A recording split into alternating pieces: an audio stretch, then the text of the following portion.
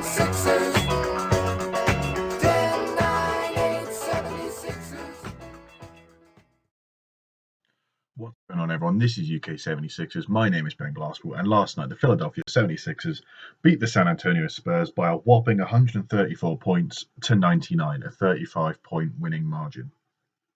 Now, quite simply put, since the return from the All-Star break, we've been astonishingly good, and I mean that not from the perspective of these are 3 games we'd expect to win, but more so because of the depletions we've had to this roster. You know, we've had Ben Simmons and Joel Embiid who've had to rest because of the COVID precautions, and indeed Embiid has recently gotten injured. Thankfully, apparently that's not too bad. You're looking at a 2-3 week period, but I'm assuming we'd extend that to maybe 4 weeks to ensure that there's no repercussions or any inflammation of said injury.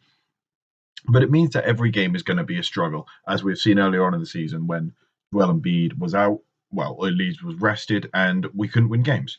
I mean, before this little stretch, we had only won, well, I want to say 1 or 2 games without Joel.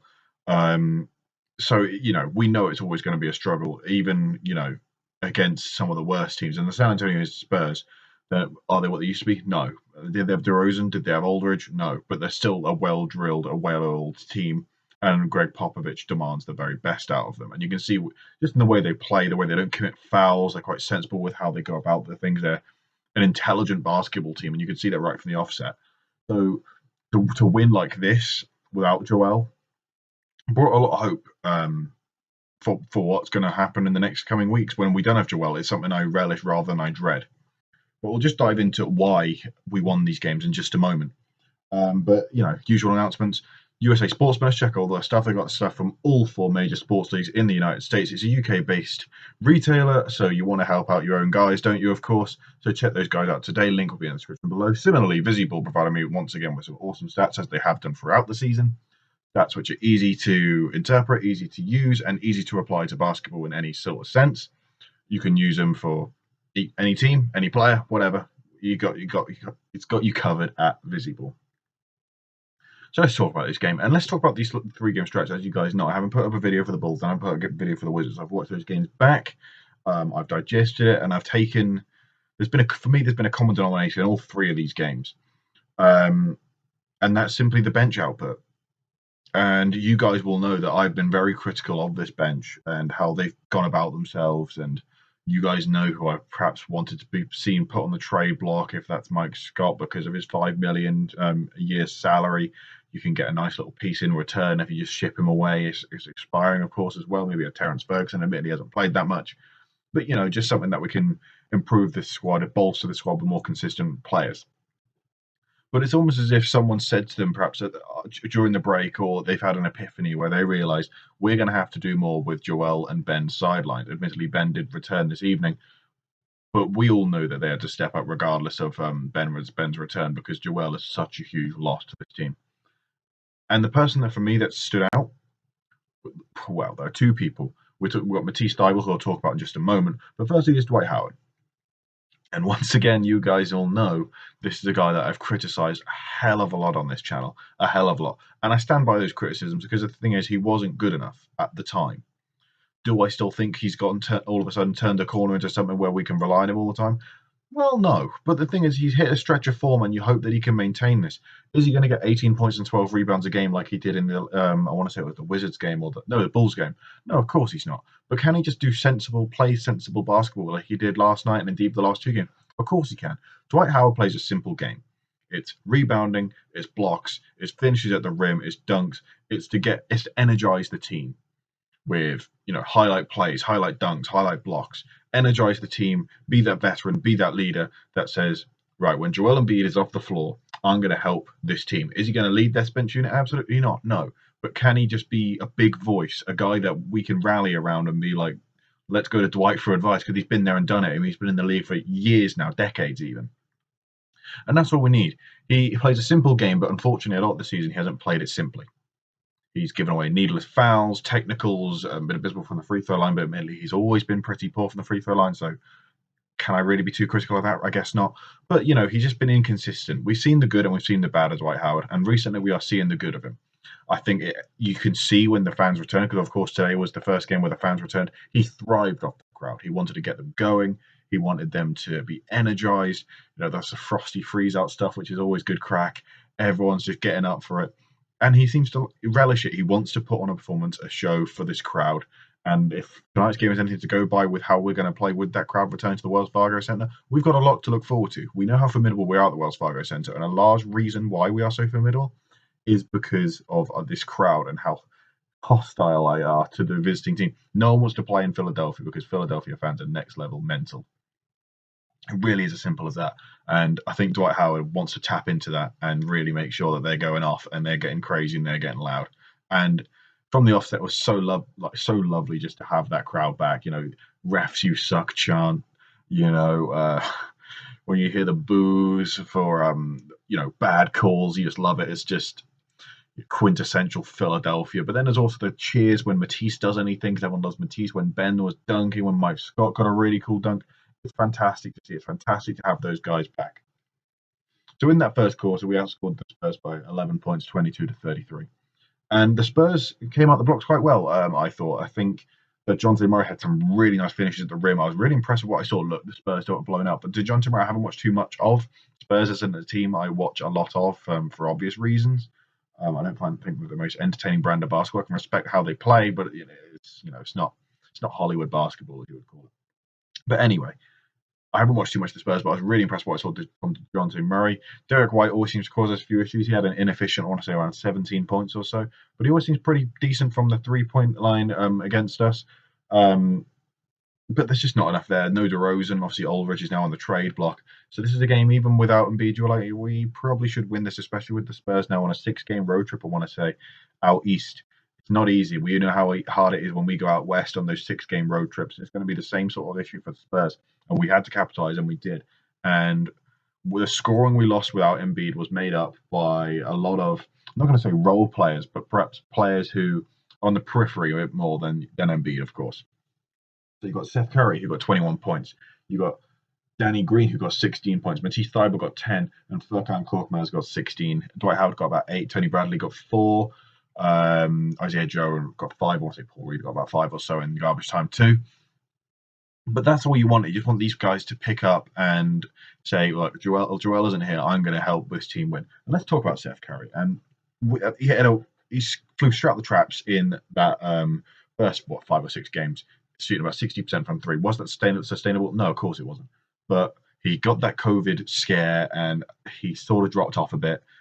As that's completely understandable. It's a disease that will fatigue you, that you'll lose your step, you'll lose your form. And he's slowly building it back up again. And he's got to. I've criticised before how I don't like it when he takes those mid-range shots simply because it's an inefficient shot. But for Seth Curry, it's an efficient shot. And I guess I have to eat my own words here because he was getting to that, like when you're in that free throw range, like sort of in between the free throw line and indeed the perimeter, it's just it's going in. Seth Curry's got it, and that's the beauty of he draws so much attention when he's going up for that shot from three. The defender commits, and he can just breeze past him and get a closer look. And he was fantastic. Like I said, it was 21 points, 9 of 16 from the field, 3 of 6 from three. That's all you expect from Seth Curry. It's 21 points. Every game is sustainable? No, but you're looking at the 10 to 15 mark. He can definitely do that per game. Similarly, Danny Green, 16 points, 5 rebounds, 4 or 7 from three. And Danny Green's form of always doing bits against his old team rides on. I believe he had 3 3-pointers in that first quarter. And from the corner, he's very, very good. We know that. But he was hitting some at the top of the key. He was just fantastic. It really was. And he had a really cool floater, which I think has gone under the radar a bit. It was scraped over. I want to say it was over Pirtle. Scraped over Pirtle. And it was just, fantastic finish. And that's what we want from the guy. And we talk about players stepping up. Mike Scott recently, he's been really putting in work. And I think some guy it was quite illuminating, I thought. He put a tweet out and said, Mike Scott obviously had a knee injury, and it's really hard to start trusting your knee again, to allow yourself to explode, to allow yourself to go at full pace, because you're wary that you don't want this to get worse. You don't want this injury to come back again. And I think perhaps I never quite considered that. I never thought of how it's just the psychological side of an injury can hinder a player's game. And it looks as if he's kind of getting over that. Do I still think he's reliable in the long run? No, not really. But the thing is, he is at least a veteran and someone that won't shy away from the big moments, in my opinion. So he had a solid game. He didn't have the most points in the world, but it was an efficient showing. Honestly, it was 2 of 2 from 3, and his 3-point shot is starting to drop a bit more frequently of late. So all credit to him. Will he still be a sixer by the end of the season? I don't know. But the thing is, he's a cult hero and he's great, and you want your players to be doing well. So I cannot complain one bit about what Mark Scott was bringing here. This awesome dunk, cut to the basket, intelligent move from him. I want to say it was Dwight Howard that had the feed as well. And it was fantastic. It was just gets you out of your seat, even if it was 11 at night here. It's fantastic work from Matisse Thybulle. Now, how many he can still offer something defensively if his offense isn't showing. But if he, grows and works on his game and emerges into a solid enough 3-point shooter, offensive, some sort of offensive game, then this is one of the most valuable players you can have in the modern NBA. I don't mean it in terms of an all-star level. I mean it in terms of what a real 3-and-D wing can do for teams. You can't have too many 3-and-D wings, and he is one of the best defensive players in the league right now. And he's in his second year. He will be an all defensive player of the year candidate when he hits his prime. I'm sure of it. I'm absolutely sure of it. And he had another monster game today. 10 points, 3 steals, 1 block, 4 out of 4 from the field, including 2 out of 2 from 3. But let's look at his last 8 games. This is even before the All-Star break. We've sung his praises post All-Star break, and rightly so. But this has been a form that's been picking up even beforehand, and perhaps we just didn't pick up on it too quickly. But his last 4, he's 100% from 3. 8 points per game, 3 steals a game, 1 block. That's a guy you can use in the playoffs if he continues like that. That's a guy you can use, and that's so crucial about him. And that's why when I talk about trades, and occasionally we have to talk about maybe we have to package up a young guy, I'd be more inclined to package up Tyrese Maxey solely because I think Matisse Thybulle can offer us something right now and can grow into something that we can use. Not as if Tyrese Maxey can't grow into something we can use down the line, but I think Matisse is more ready as he is now. And you just want to see more of it. It really is fantastic. That Uncorked Maz. Oh, God, this guy. I don't get him. I really don't. Some games he's unstoppable. Some games he's trash. This one, 4 out of 4 from 3. 16 points overall.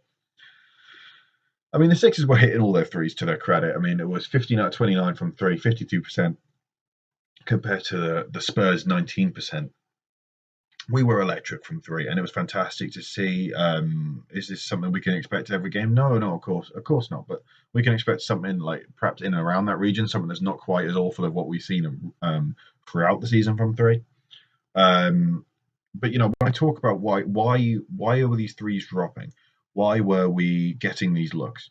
And we can always talk about Ben Simmons and his assists, as we so often know. He is the 3-point assist king. He will dish out dimes to players for 3, and it really is that simple. He just knows where to find the guys at the right time and time a perfect pass for them.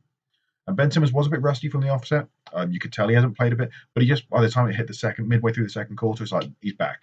It really was that simple. He was, playing with such confidence, with such flair. Just he didn't look like he missed a step after a pretty shaky first quarter, I guess.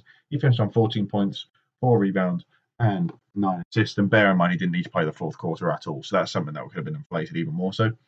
Speaking of players who are flirting with triple doubles, Tobias Harris, 23 points, 9 rebounds, 7 assists, 2 steals, 1 block in 28 minutes of basketball. Again, didn't need to play too much of that fourth quarter.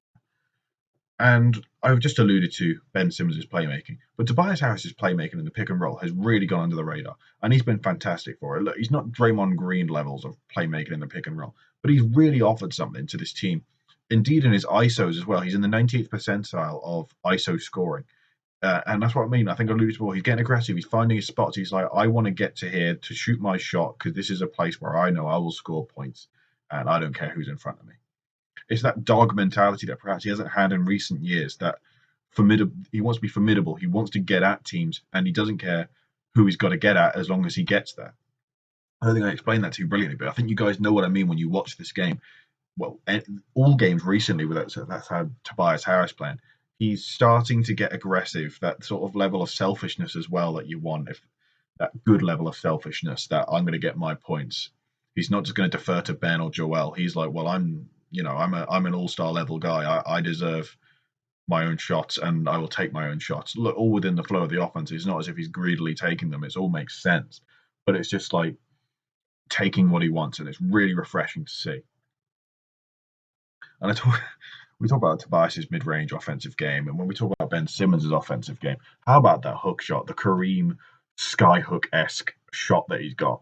It is, whenever he takes it, I'm still sort of there like, why is he taking that shot? And then he just drains it consistently with both hands. It's astonishing how he just added that to his game, and it's now almost become like a trademark of his game. But it's such a difficult shot, but it's just going in, and he's really just keeps improving and improving since that James Harden trade saga. He's knuckled down. He's got to where he wants to be, and he seems look. People often call him overrated. There was that Wizards announcer who was giving it large, who quite clearly didn't know what he was on about. He talked about how Ben Simmons is overrated. It's like, I guess that might have been why none of the fans rated in the All Star game. If anything, he's underrated.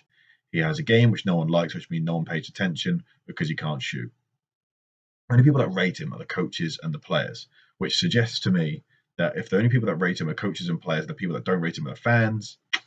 Well, maybe he's actually pretty good at what he does. I don't know. If Greg Popovich, who did laud his praises, one of the best coaches to ever coach in the NBA, was lauding his praises after yesterday's game, well, maybe he's doing something right, and perhaps he shouldn't be listening to that Washington announcer who was just probably a bit salty because of the loss.